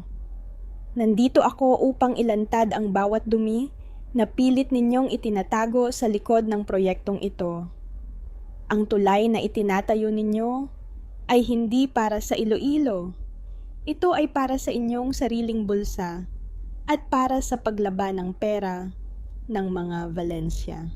Katotohanan ang namayani nang ilabas ni Fina ang kanyang cellphone at ikonekta ito sa dambuhalang monitor ng ballroom. Ang kaba sa dibdib ni Octavio ay naging isang matinding takot nang lumitaw sa screen ang video recording ng kanyang pakikipagkasundo sa mga Valencia upang ubusin ang yaman ng mga Celestino at patayin ang boses ni Ellie 10 taon na ang nakalilipas. This is all fake. Sinisiraan lang niya ako. Ang histeryang sigaw ni Octavio, ngunit ang bawat salita niya ay tila tinatangay ng hanging puno ng panghuhusga. Tumingin si Fina kay Eli at isang slow burn na emosyon ang sumabog sa kanilang pagitan. Ellie, ipakita mo sa kanila ang tunay na disenyo. Inilatag ni Ellie ang mga dokumento sa harap ng mga investors at press. Ang disenyong ito ang siyang ninakaw ni Don Arsenio at Octavio sa akin noon. At ang bagong disenyong pilit ninyong ipinapatupad. Ito ay delikado para sa kalikasan at sisira sa buhay ng mga mangingisda. Dahil sa materyales na sadyang tinipid upang mabulsa ang pondo. Naramdaman ni Fina ang pagguho ng bawat pader ng mansyong Celestino sa mga sandaling iyon. Ang hiya ay tuluyan ng lumunod sa kanyang ama nang makita nito ang mga dokumento ng kanyang sariling kataksilan. Isang matinding pighati ang dumaan sa mga mata ni Arsenio nang mapagtanto niyang ang anak na kailanman ay hindi niya pinahalagahan ay siya palang kaisa-isang nakakita sa kanyang tunay na pagkatao. Papa, bakit? Ang pabulong na tanong ni Fina, ang kanyang boses ay basa ng luha. Binuwis ko ang 10 taon ng buhay ko para sa iyo. Tiniis ko ang bawat sampal, ang bawat pasakit para lang manatili kang nasa itaas. Pero sa huli ang sarili mo pa ring dugo ang nagkanulo sa iyo. Sa gitna ng kaguluhan, pumasok ang mga operatiba ng National Bureau of Investigation. Ang tunog ng kanilang mabibigat na sapatos sa sahig ay tila ritmo ng isang hatol na hindi na mapipigilan. Pinangunahan sila ni Chabelen na may hawak na orihinal na sulat kamay ni Don Arsenio, ang huling ebidensya ng kanyang pagbabayad sa mga huwad na saksi laban kay Eli. Don Arsenio Celestino, Octavio Celestino, at ang pamilya Valencia, sumama po kayo sa amin ang mariing deklara ng opisyal. Nanginginig ang mga kamay ni Octavio habang pinupusasan siya sa harap ng buong Iloilo. Tumingin siya kay Fina, ang kanyang mga mata ay nananatiling punong-puno ng puot. Maaaring nanalo ka ngayon, Faustina, pero wala ka ring pamilyang babalikan. You destroyed everything. Hindi ko winasak ang pamilya natin, Octavio, ang mahinahong sagot ni Fina habang tinititigan ang kanyang kapatid sa labas. Pinakita ko lang ang dumi na ikaw mismo ang nagtanim. At ang pamilyang sinasabi mo, matagal na itong gumuho noong pinili nyo ang ginto kaysa sa dangal. Habang kinakaladkad ang mga kontrabida palabas ng ballroom, ang mga panauhin ay nagsimulang tumalikod. Tila ba ang pamilya Celestino ay isang nakakahawang sakit na kailangang iwasan. Naiwang mag-isa si Fina sa gitna ng entablado, ang puting Filipiniana niya ay nagniningning sa ilalim ng ilaw, tila ba isang bituin, na sa wakas ay nakahanap na ng sariling kalangitan. Dahan-dahan siyang nilapitan ni Eli. Walang salitang namagitan sa kanila, tanging isang mahigpit na hawak sa kamay na nagsasabing, tapos na ang gabi ng paniningil. Ganap na pagpapakumbaba ang nangyari ng isandal ni Fina, ang kanyang ulo sa balikat ni Eli, habang ang tunog ng papalayo ng mga sirena ng pulis ay nagsisilbing oyayi sa kanyang pagod na kaluluwa. Ang cliffhanger ay dahan-dahang nabubuo sa bawat hakbang nila palabas ng convention center. Tumingin si Fina sa kalangitan ng Iloilo. Ang fiesta ay malapit na ring matapos, ngunit ang tunay na selebrasyon ng kanyang buhay ay ngayon pa lamang nagsisimula. Ngunit sa dulo ng kalsada nakita niya ang isang pamilyar na bulto, si Maring nakatayo sa gitna ng dilim, may hawak na isang sobreng pula na tila ba may huling revelasyong nais ilantad. Ano ang nilalaman ng sobreng pula ni Maring? At sapat ba ang katarungang nakuha ni Fina upang mabura ang lahat ng pait sa kanyang puso, o ang huling mitya ng nakaraan ay handa na namang sumabog?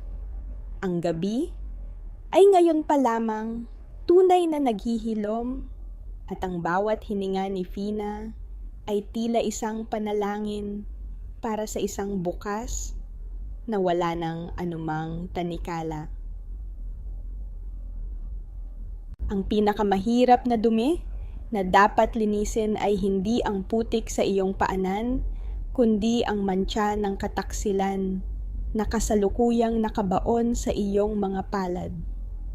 1 bilyong piraso ng ginto ang iyong hinawakan, Octavio, ngunit tila nakalimutan mong ang ginto ay natutunaw sa tindi ng apoy ng katarungan. Ang boses ni Fina ay hindi sumisigaw, ngunit ang bawat salita niya ay tila malamig na tubig na ibinuhos sa nagbabagang uling sa loob ng interrogation room ng presinto. Nakatayo siya sa harap ng salamin na hindi nakikita ang nasa kabilang panig. Tinititigan ang kanyang kapatid sa labas na kasalukuyang nakayuko. Ang mga kamay ay nakaposas sa lamesang bakal. Wala na ang mamahaling terno ni Octavio. Ang suot niya ngayon ay gusot-gusot na polo na may bakas ng sarili niyang pawis at kahihiyan. Ang bawat pagpihit ng bakal sa kanyang mga kamay ay lumilikha ng tunog na tila nagbibilang ng natitirang sandali ng kanyang kalayaan. Naramdaman ni Fina ang matinding panunuyo ng kanyang lalamunan nang makita ang pagguho ng anyo ng lalaking pilit siyang sinakal sa loob ng 10 taon.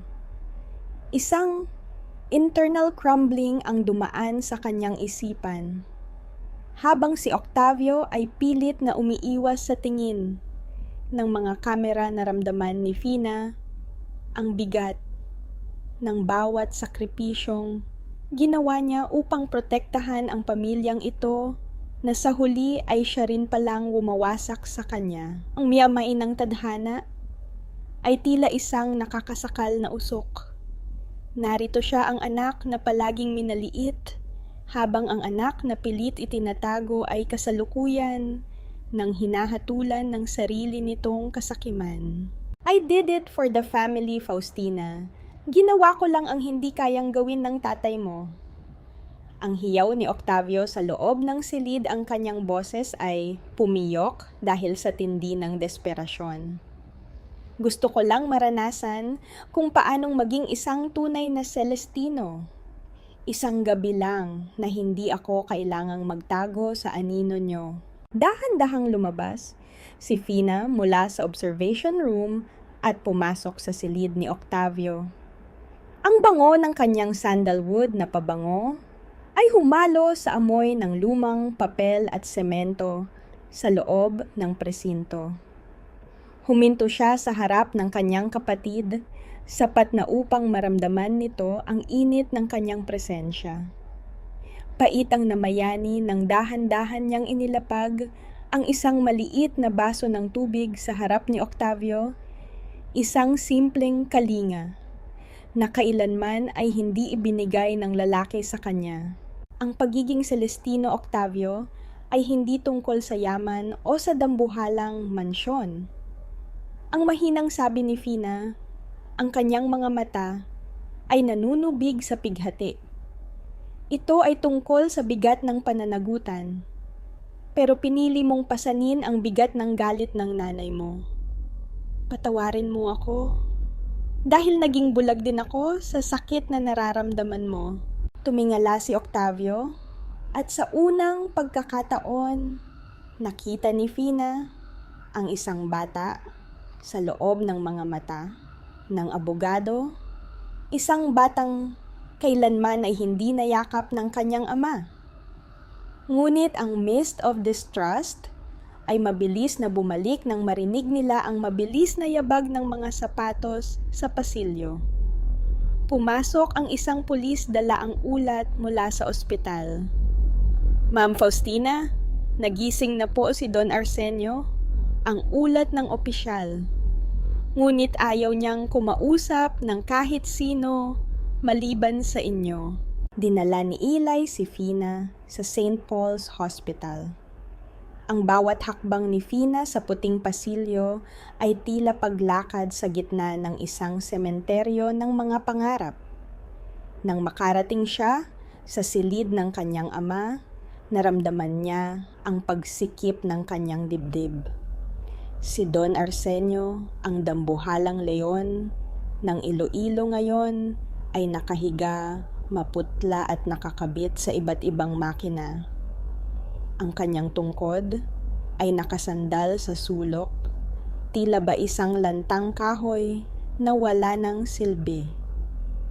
Papa, ang pabulong na tawag ni Fina. Dahan-dahang iminulat ni Arsenio ang kanyang mga mata. Punong-puno ang mga ito ng hiya at matinding pagsisisi.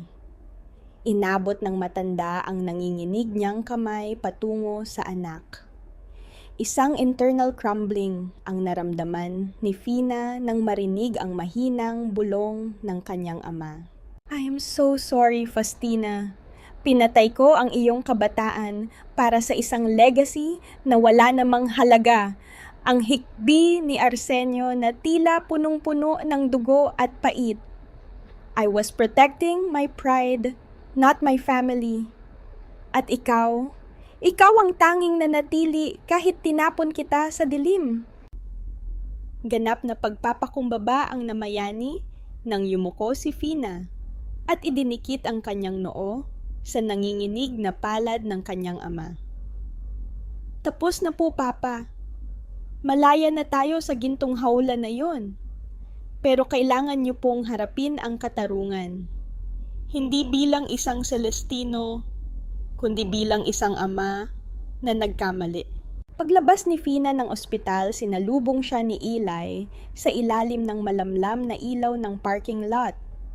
Ang bango ng gabi sa Iloilo ay tila naghuhugas sa pait ng nakaraang mga oras. Ngunit sa gitna ng katahimikan, lumitaw ang anyo ni Maring. Nakatayo ang kanyang kaibigan sa ilalim ng isang puno ng narabasang-basa ng ulan at may hawak na isang sobrang pula, ang sobrang pula na nakita ni Fina kanina. Ate Fina, bago ako umalis patungong probinsya, may gusto akong ibigay sa iyo, ang nanginginig na sabi ni Maring habang iniabot ang sobre. Hindi ito galing kay Don Arsenio. Ito ay galing sa nanay ko. Isang lihim na ipinatago ng nanay mo bago siya mamatay.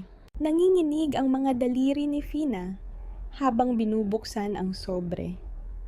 Sa loob niyon ay isang lumang litrato ng kanyang ina, kasama ang isang lalaking hindi niya kilala, isang lalaking nakasuot ng uniforme ng isang Valencia. At sa likod ng litrato, may nakasulat na isang mensaheng muling nagpatigil sa pag-ikot ng kanyang mundo. Julian Valencia is not who they say he is. He is the reason why the fire started 10 years ago. Nanlamig ang buong pagkatao ni Fina. Ang dangling mystery ay muling lumutang na may dalang matinding panganib. Ang katarungan ay narito po na.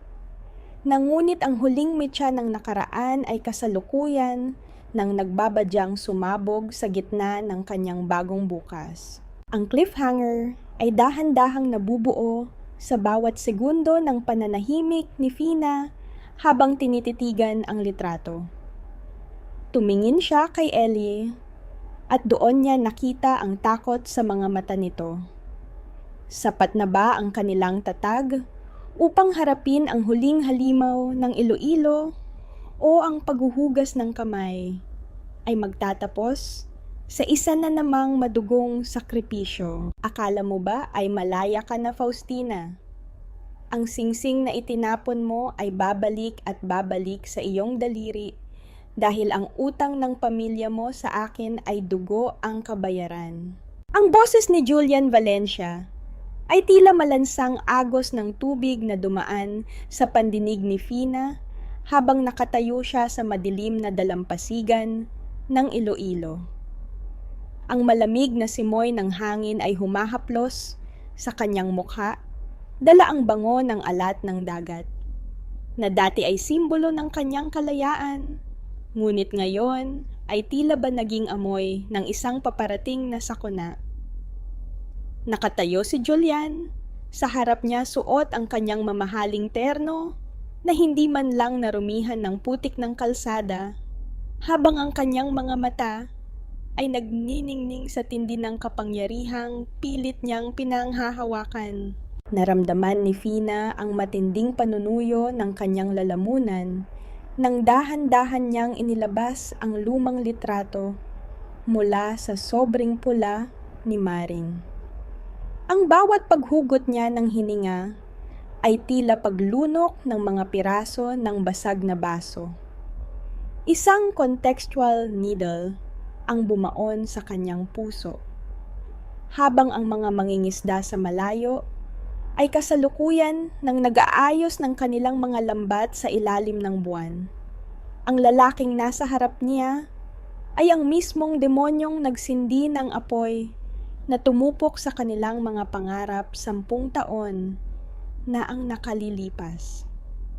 Ang miyamain ng lahat ay tila isang nakakasakal Nausok narito siya sa baybaying nais niyang protektahan, kaharap ang taong pilit na bumubura sa bawat bakas ng kanyang pagkatao. Hindi na ako takot sa iyo, Julian. Ang mariing sabi ni Fina, ang kanyang boses ay nagkaroon ng kakaibang tatag, na tila babakal na pinatigas ng maraming taon ng pagtitiis. Hawak ko na ang katotohanan. Ikaw ang nagsindi ng apoy sa talyer ni Eli. Ikaw ang pumatay sa pag-asa ng mga mangingisda rito para lang mapuwersa silang ibenta ang kanilang lupa. Ang utang na loob na sinasabi mo, wala kaming utang sa isang mamamatay tao.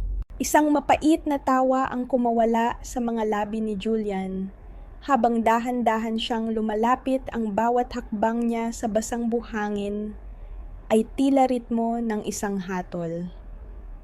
At sino ang maniniwala sa iyo, Faustina? Isang anak na nagkanulo sa sariling ama, isang babaeng baliw sa paningin ng publiko, isang pitik ko lang, at ang inhenyerong mahal mo ay magiging kasaysayan na lamang. Katapatan ang namayani nang biglang lumitaw si Ellie mula sa anino ng mga puno ng niyog. Ang inhenyero ay hindi nag-iisa. Kasama niya ang mga opisyal ng NB na kanina pa nakikinig sa usapan gamit ang recorder na nakatago sa suot ni Fina. Ang kaba sa dibdib ni Julian ay naging isang matinding takot nang makita niya ang kislap ng mga bituin sa itaas na sumasalamin sa mga posas na inilabas ng mga awtoridad. Tapos na ang laro, Julian, ang malamig na sabi ni Eli habang humaharang sa harap ni Fina. Ang bango ng sandalwood nito ay tila nagsilbing panangga laban sa lason ni Julian. Ang disenyong pilit mong sinisira ay hindi lamang gawa sa semento at bakal. Gawa ito sa dangal na kailanman ay hindi mo mabibili. Nang pusasan ng mga pulis si Julian at kaladkarin, ito palayo naramdaman ni Fina ang biglang pagluluwag ng hangin sa kanyang paligid.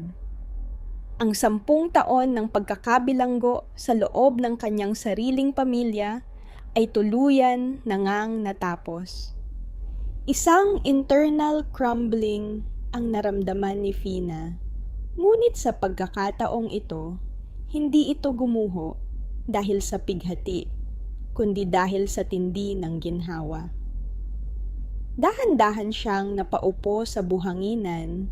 Ang kanyang puting Filipiniana ay tuluyan ng nabalot ng dumi ng dalampasigan.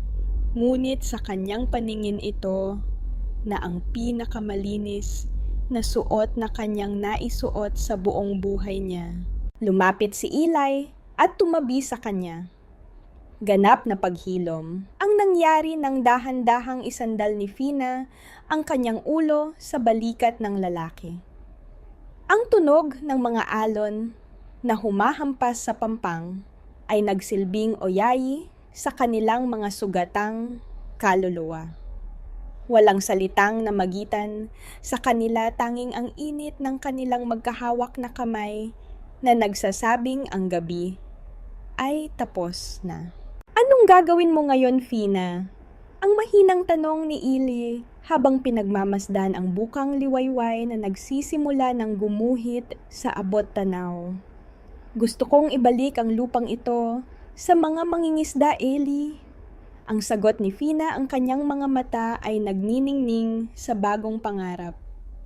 Gusto kong magtayo ng isang pundasyon na hindi gawa sa ginto, kundi sa katotohanan. Gusto kong makita ang mga anak nila na nag-aaral ng walang takot na mawalan ng tahanan. Tutulungan kita, ang pangako ni Eli. Inilapit niya ang kanyang mukha sa mukha ni Fina, sapat na upang maramdaman nila ang hininga ng bawat isa. Isang slow burn na emosyon ang sumabog sa kanilang pagitan, isang pag-ibig na muling nabuhay mula sa mga abo ng kahapon. Ang cliffhanger ay dahan-dahang nabubuo sa bawat segundo ng kanilang pananahimik. Tumingin si Fina sa malawak na dagat. Ang tulay na itatayo ni Eli ay hindi na magiging simbolo ng kasakiman, kundi simbolo ng kanilang muling pagtatagpo.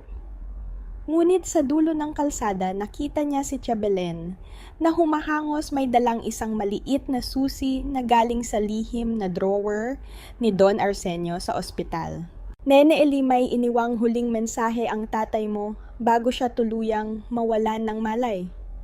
Ang nanginginig na sabi ni Chabelen. Tungkol ito sa tunay na dahilan kung bakit kailangang mamatay ng nanay mo. Nanlamig ang buong pagkatao ni Fina. Ang katarungan ay narito na. Ngunit ang huling pinto ng nakaraan ay kasalukuyan ng nagbubukas nagbabadyang muling yumanig sa kapayapaang pilit nilang binubuo. Handa na ba ang ibon na sa wakas ay nakalipad na upang harapin ang huling anino ng kanyang pinagmulan? Ang bukang liwayway ay narito na, ngunit ang mga sikreto ay tila ayaw pang bumitaw sa baybayin ng Iloilo. Ang panahon ay hindi lamang nagbibilang ng mga segundo at minuto.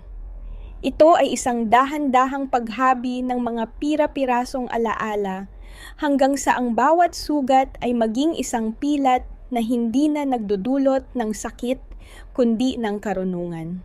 3 taon na ang mabilis na lumipas mula nang yanigin ng katotohanan ang mansyon ng mga Celestino at ang buong lalawigan ng Iloilo.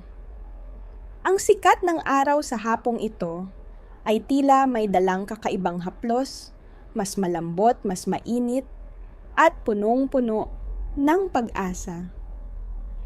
Nakatayo si Fina sa beranda ng isang maliit, ngunit maaliwalas na paaralan na itinayo niya sa mismong dalampasigan ng mga mangingisda. Wala na ang mabigat na Filipiniana na gawa sa pinya. Suot niya ngayon ay isang simpleng, puting bestida na sumasabay sa indayog ng amihan. Ang kanyang muka ay wala ng bakas ng takot o pighati. Tila ba ang bawat guhit ng kanyang kagandahan ay malayang nagniningning sa ilalim ng asul na langit. Dahan-dahang pinihit ni Fina ang kanyang katawan nang marinig ang tunog ng mga bata na masayang naglalaro sa buhanginan. Sa gitna ng tawanan, nakita niya si Eli Macapagal. Ang inhenyero ay kasalukuyang nakaluhod. Sa buhangin tinutulungan ang isang maliit na batang lalaki na bumuo ng isang kastilyo. Hindi na ito ang malamig at puno ng puot na Eli. Ang bawat ngiti niya ay tila sikat ng araw na dahan-dahang tumutunaw sa yelo ng nakaraan. Tumingala si Eli at nang magtagpo ang kanilang mga mata, itinaas niya ang kanyang kamay na may hawak na maliit na piraso ng kahoy, ang driftwood, na may ukit na angkor, ang simbolo ng kanilang hindi natitinag na ugnayan. Ganap na kapayapaan ang namayani nang lumapit si Eli sa tabi ni Fina. Walang salita ang namagitan sa kanila, tapat na sapat na ang init ng kanilang magkahawak na kamay upang sabihing ang lahat ng sakripisyo ay nagbunga na. Ang tulay na itinayo ni Eli ay nakatayo na ngayon sa malayo, nagniningning sa ilalim ng dapit hapon, isang tulay na hindi lamang nagdugtong sa mga isla kundi nagligtas din sa kabuhayan ng libo-libong pamilya. Tigit